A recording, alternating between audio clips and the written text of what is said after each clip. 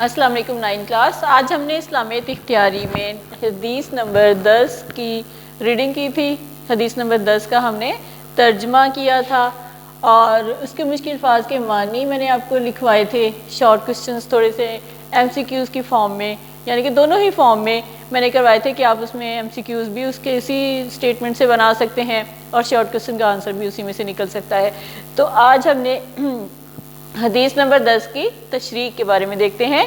पहले हम सबसे पहले देखते हैं कि हदीस नंबर 10 में क्या फरमाया गया है। ठीक है,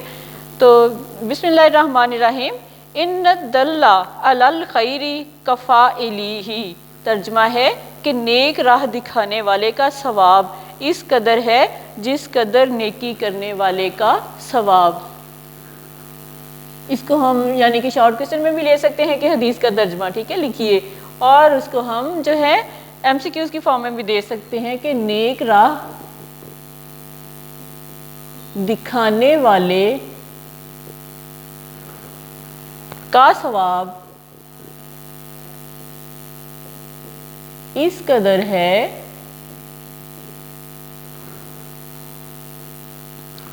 जिस कदर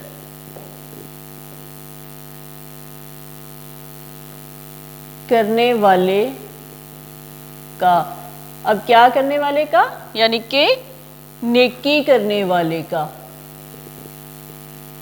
यानी कि शॉर्ट क्वेश्चन में अगर इसके आ जाए कि हदीस नंबर 10 लिखी हो और भी लिखी हो और आपने उसका तर्जमा लिखना है। ठीक है, इन्न दल्ला अलल खैरिल खैरी कफ़ाइलिही, अगर लिखा हो तो आपने उसका तर्जमा तहरीर करना है। अगर इस MCQs की फॉर्म में आ जाए तो आपने देखना है कि इसमें ये किसी और तरीके से भी आ सकता है। ये मैंने आपको कि आइडिया दिया कि आपको समझ आ जाए कि MCQs किस तरह से बनते हैं। तो नेक राह दिखाने वाले का सवाब इस कदर है जिस कदर करने वाले का, क्या करने वाले का, नेकी करने वाले का। ठीक है,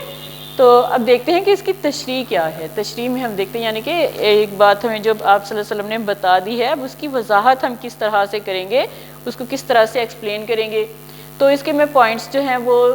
MCQs की फॉर्म में ही आपको बता देती हूँ। उन्हीं पॉइंट्स को डिटेल के साथ आप लिखेंगे तो जो है हदीस का जो है तशरीह तैयार हो जाएगी। ठीक है, सबसे पहले है कि सूरह यासीन में है नक्तुबु मक़द्दमू व असारहुम,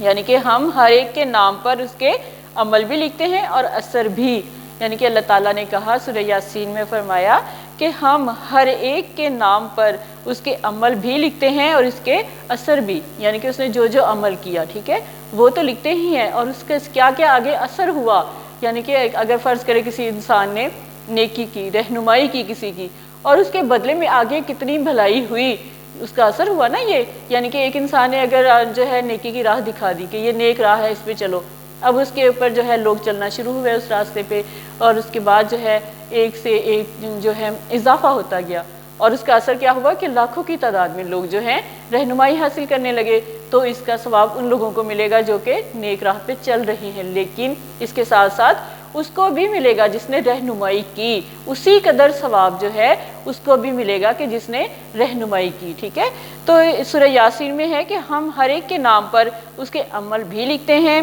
और इसके असर भी लिखते हैं। किसी के अमले खैर को देखकर जो शख्स अच्छा अमल सीख ले,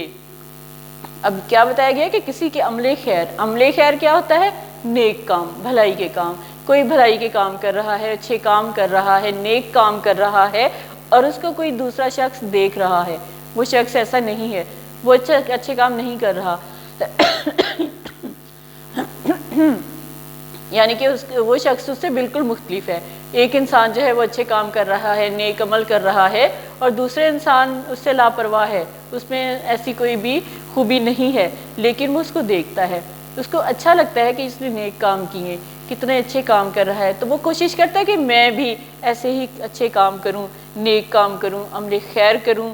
और उससे जो है अच्छा अमल सीख ले और अमल करने लगे। अब वो शख्स जो है नेकी करने वाले से कोई अच्छा अमल सीख ले, उसके कोई अच्छे अमल को अडॉप्ट कर ले, खुद भी अपना ले वही अमल और उस पर अमल करने लगे, तो इससे क्या होगा कि वो भी उसका असर है। यानी कि अब जो बताया गया कि सूरह यासीन में है कि हम हर एक के नाम पर उसके अमल भी लिखते हैं और उसके असर भी। अब यहाँ पे जो है ये बहुत अच्छे तरीके से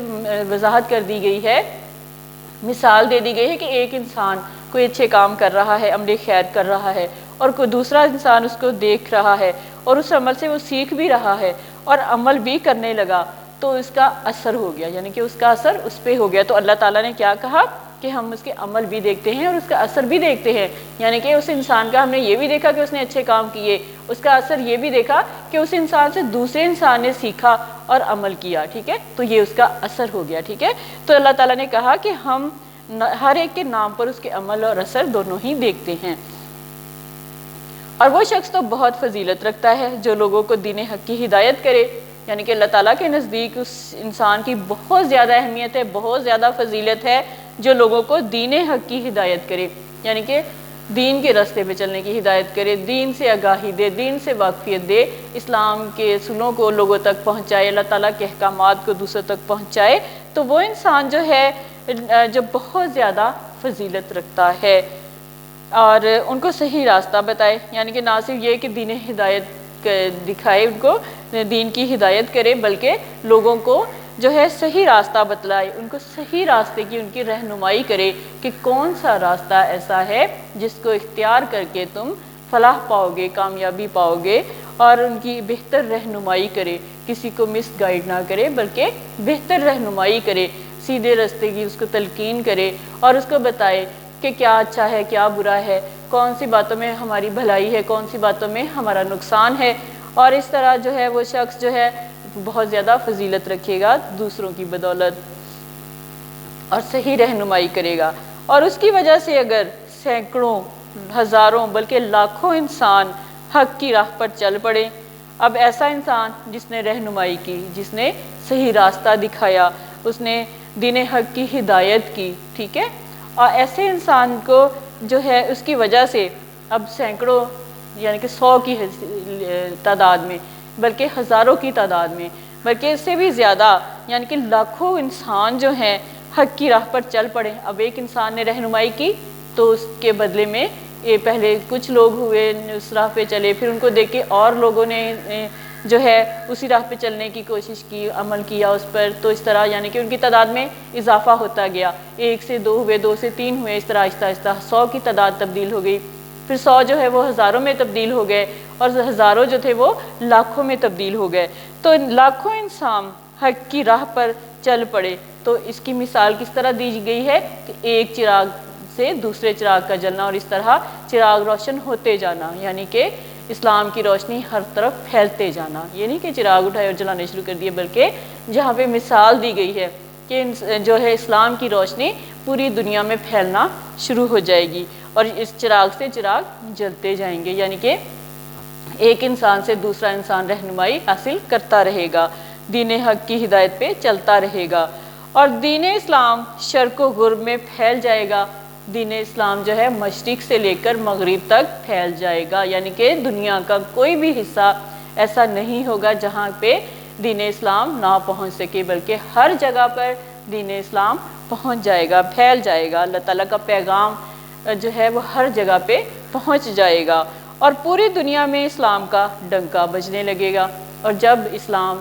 ہر جگہ پہ پھیل جائے گا، مشرق سے لے کر مغرب تک ہر جگہ پہ اللہ تعالیٰ کے احکامات پہنچیں گے اور دین اسلام جو ہے اس کی تبلیغ ہو جائے گی ہر دنیا کے ہر حصے تک، تو کیا ہوگا کہ پوری دنیا میں اسلام کا ڈنکا بجنے لگے گا، ہر کوئی اس سے متاثر ہوگا، اس کا اثر لے گا، اور لوگ جو ہیں ان کی زبانوں پہ ایک چرچا ہوگا، ایک جو ہے ایک یعنی کہ ڈنکا اسلام کا بجنے لگے گا۔ تو یہ سب اس شخص کی رہنمائی اور تبلیغ کا نتیجہ ہوگا۔ اب یہ جو ہے کس کی رہنمائی کا نتیجہ ہوگا؟ اسی شخص کی رہنمائی کا نتیجہ ہوگا کہ جس نے نیک عمل کیا، عمل خیر کیا، اور اس کو دیکھ کے دوسرے لوگوں نے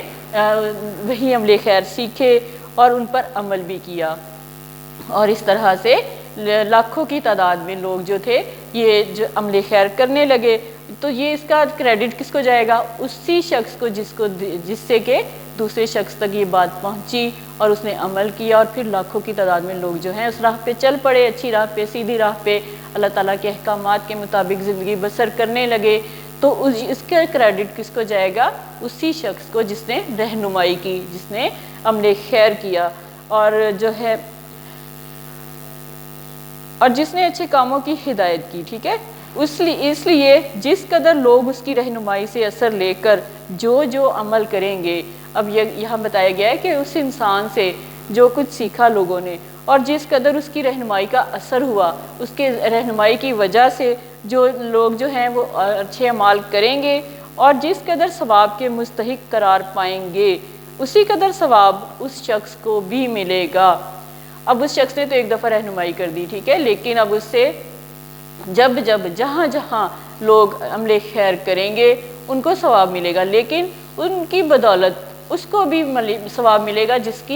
جس نے رہنمائی کی، ٹھیک ہے، یعنی کہ یہ سلسلہ آگے پہنچ گیا، لیکن جہاں دنیا کے جس حصے میں مسلمان لوگوں کی رہنمائی کریں گے، عمل خیر کریں گے، تو اللہ تعالیٰ ان کو ثواب دے گا اور ساتھ ساتھ اس شخص کو بھی ثواب ملتا رہے گا جس نے ان کو گائیڈ کیا، ان کی رہنمائی کی، اور جس نے امت کے ہر فرد کو مبلغ بنا کر بنایا گیا ہے، یعنی کہ مسلمان قوم کا ہر فرد جو ہے وہ مبلغ ہے، ٹھیک ہے، یعنی کہ مبلغ کیا ہوتے ہیں؟ جو اسلام کی تبلیغ کرتے ہیں، تبلیغ کرنے والے، احکامات کو آگے پہنچانے والے۔ تو مسلمان جو ہیں وہ اللہ تعالیٰ کے احکامات کو اگر آگے پہنچائیں گے، اللہ تعالیٰ کے دین حق کے بارے میں باتیں آگے پہنچائیں گے، تو اس کے لیے کیا کہا گیا کہ امت کا ہر فرد، کسی ایک فرد کی ذمہ یہ ڈیوٹی نہیں لگا دی گئی کہ یہ صرف انبیاء اکرام کا کام تھا یا بزرگان دین کا کام ہے، بلکہ امت کا ہر فرد جو ہے اس کے ذمہ اس کو فرض جو ہے ایک رہنما بنا دیا گیا ہے دوسرے لوگوں کے لیے۔ ہر شخص کا فرض ہے کہ بقدر ضرورت اسلام کا علم حاصل کرے، یعنی کہ یہ ہر شخص کا فرض ہے، کسی ایک انسان کا نہیں، کسی دو کا نہیں، تین کا نہیں، بلکہ امت کے ہر فرد کا یہ فرض ہے کہ وہ جہاں تک ہو سکے اسلام کا علم حاصل کرے اور اسے دوسروں تک پہنچائے، یعنی کہ نہ صرف یہ کہ خود علم حاصل کرے بلکہ حکم یہ بھی ہے کہ وہ دوسروں تک بھی پہنچائے۔ اور قرآن مجید میں ارشاد ہوتا ہے کہ کنتم خیرا امۃ اخرجت للناس تامرون بالمعروف وتنہون عن المنکر وتؤمنون باللہ۔ اس کا ترجمہ ہے تم بہترین امت ہو جسے لوگوں کے لیے نکالا گیا۔ کس کو کہا گیا؟ مسلمان قوم کو، امت مسلمہ کو کہا گیا ہے کہ تم بہترین امت ہو جسے لوگوں کے لیے نکالا گیا، اور تمہارا کام یہ ہے کہ نیکی کا حکم دیتے رہو۔ اب یہاں کے کیا حکم دیا گیا ہے کہ تم نیکی کا حکم دیتے رہو، برائی سے روکتے رہو اور اللہ تعالیٰ کے پر ایمان لاتے رہو، یعنی کہ یہ سختی سے یہ حکم دے دیا گیا ہے کہ تمہارا کام ہے کہ تم نیکی کا حکم بھی دو، برائی کو روکو اور اللہ تعالیٰ پر ایمان بھی لاؤ۔ رسول اللہ صلی اللہ علیہ وسلم نے اس کو کئی ارشادات میں واضح کیا ہے کہ ایک جگہ پہ آپ صلی اللہ علیہ وسلم نے کہا کہ جو شخص تم میں سے کوئی برائی دیکھے، یعنی کہ کوئی شخص ہے اس نے دیکھا کہ کہیں پہ برائی ہو رہی ہے، ٹھیک ہے، تو کوشش کرے کہ اسے اپنے ہاتھ سے روکے، اس برائی کو اپنے ہاتھ سے روکے۔ اگر اس کی طاقت نہ ہو، یعنی کہ وہ دوسرا انسان زیادہ طاقت ہے، وہ اس کا مقابلہ نہیں کر سکتا، تو اپنی زبان سے مٹائے، یعنی کہ اس کو اپنے الفاظ کے ذریعے اس کو روکے۔ اور اگر یہ کس کو روکنا ہے؟ برائی کو، ٹھیک ہے، تو اگر اس کی بھی طاقت نہیں ہے، یعنی کہ وہ بول بھی نہیں سکتا، دوسرا اس سے بھی زیادہ طاقتور ہے، تو اسے اپنے دل سے برا جانے، یعنی کہ یہاں تک حکم ہے کہ ٹھیک ہے تم دونوں حالتوں میں مقابلہ نہیں کر سکتے تو اپنے دل میں برا سمجھو کہ یہ جو ہو رہا ہے یہ غلط ہو رہا ہے، اور یہ ایمان کا کمزور ترین قسم کا درجہ ہے، ٹھیک ہے۔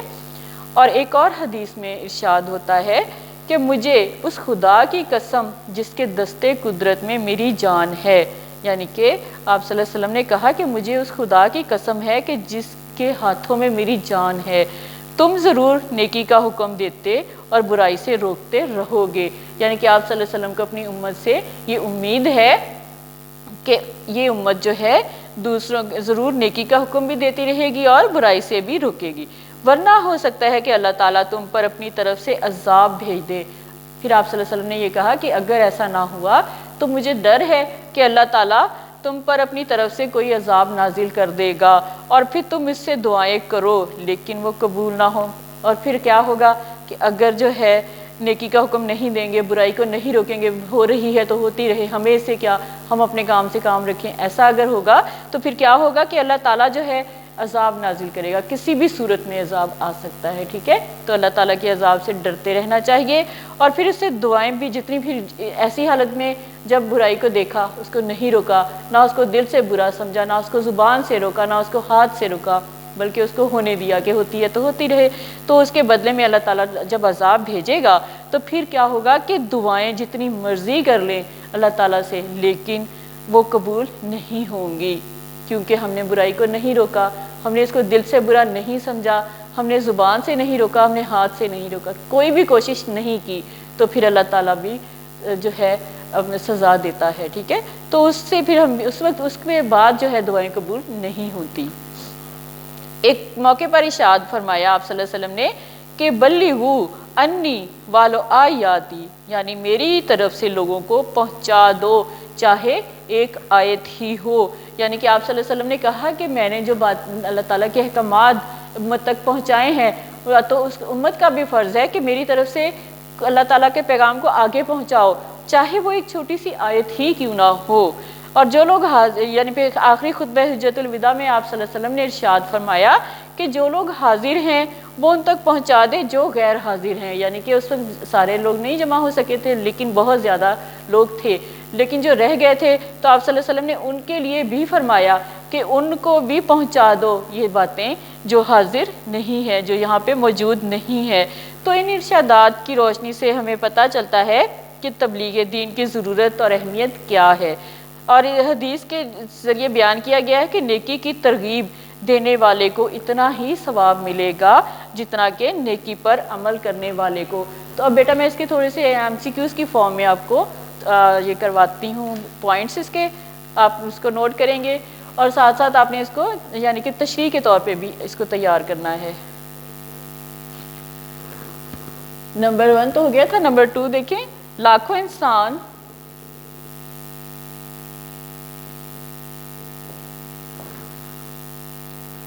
حق کی راہ پر چل پڑیں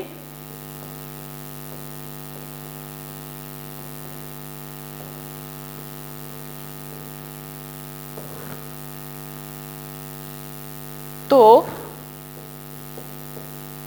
چراغ سے جلتے جائیں،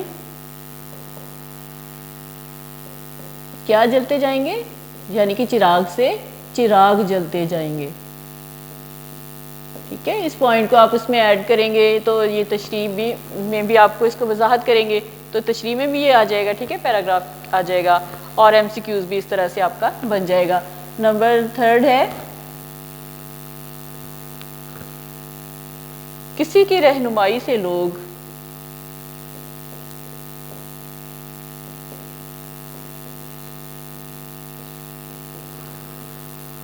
جس قدر ثواب کے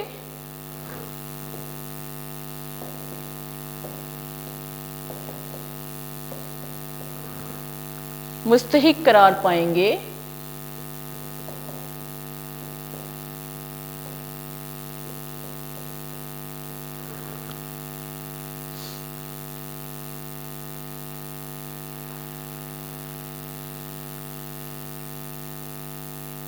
اسی قدر ثواب اس کو بھی ملے گا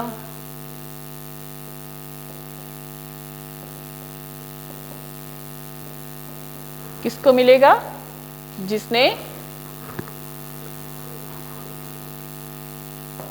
نے کی، اب یہاں پہ آئے گا رہنمائی، یعنی کہ جس نے رہنمائی کی اس کو بھی اتنا ہی ثواب ملے گا جتنا کہ جو ہے اس کی رہنمائی سے جس قدر لوگ ثواب کے مستحق قرار پائیں گے، یعنی کہ عمل کرنے والے لوگ اگر ثواب کے مستحق ہوں گے تو جس کی رہنمائی ہوئی ہے اس کو بھی اللہ تعالیٰ اسی قدر ثواب دے گا۔ نمبر 4 ہے ہر شخص کا فرض ہے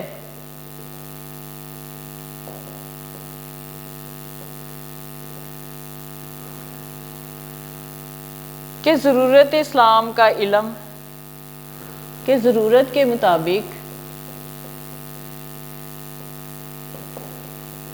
اسلام کا علم حاصل کرے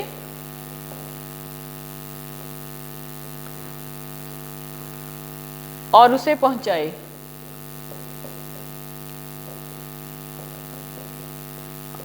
کس کو پہنچائے؟ اب دیکھنا ہے کہ کس کو یہ علم پہنچایا جائے، دوسروں کو، ٹھیک ہے، یعنی کہ ہر شخص کا فرض ہے کہ ضرورت کے مطابق جو ہے اسلام کا علم حاصل کرے اور اسے دوسروں تک پہنچائے۔ اب ہے نمبر 5، یہ بیٹا ایم سی کیوز بھی ہیں، شارٹ کوسچنز کی فارم میں بھی ہو سکتے ہیں، آپ نے ہر طریقے سے اس کو یاد کرنا ہے، ٹھیک ہے۔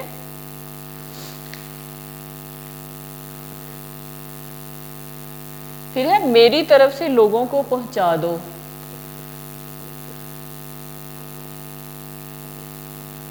لوگوں کو پہنچا دو، چاہے ایک ہی ہو۔ اب کیا ہو؟ آپ صلی اللہ علیہ وسلم نے کیا کہا کہ میری طرف سے لوگوں کو پہنچا دو چاہے ایک ہی ہو آیت، یعنی کہ اگر ایک آیت بھی پہنچا دو گے تو یہ بھی بہت بڑی بات ہے۔ اور آخری خطبہ حجۃ الوداع میں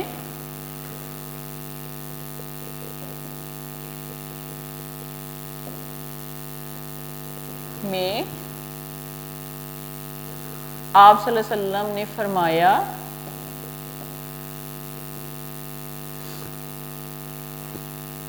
جو لوگ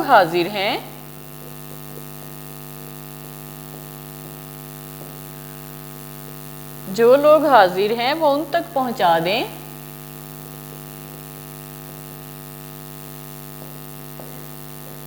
کن تک پہنچا دیں؟ جو ہیں کیا ہیں؟ غیر حاضر، یعنی کہ جو موجود نہیں ہیں، جو غیر حاضر ہیں، جو اس وقت موجود نہیں ہیں، خطبہ حجۃ الوداع کے موقع پر جو لوگ موجود نہیں، آپ صلی اللہ علیہ وسلم نے فرمایا کہ ان لوگوں کو بھی پہنچا دو یہ باتیں کہ جو غیر حاضر ہیں، ٹھیک ہے۔ اور نمبر 7 دیکھیں،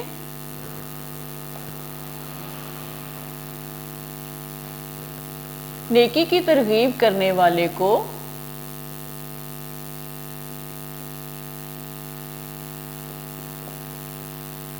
اتنا ہی ثواب ملے گا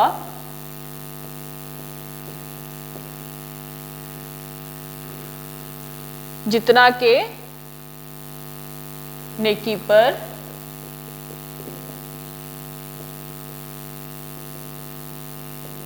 ڈیش کرنے والے کو۔ کس کو؟ نیکی پر عمل کرنے والے کو، ٹھیک ہے، یعنی کہ جو نیکی پر عمل کرتا ہے اس کو بھی اتنا ہی ثواب ملے گا جتنا کہ ترغیب دینے والے کو ملتا ہے۔ تو یہ بیٹا آج ہم نے حدیث نمبر جو ہے 10 کی تھی، اس کے میں نے آپ کو ایم سی کیوز کی فارم میں بھی کروا دیے ہیں اور اس کے جو ہے تشریح کے بارے میں بھی ایکسپلین کر دیا۔ بیٹا آج کا لیکچر آپ کا کمپلیٹ ہوتا ہے۔ اللہ حافظ، اسٹے ہیپی، اسٹے بلیس۔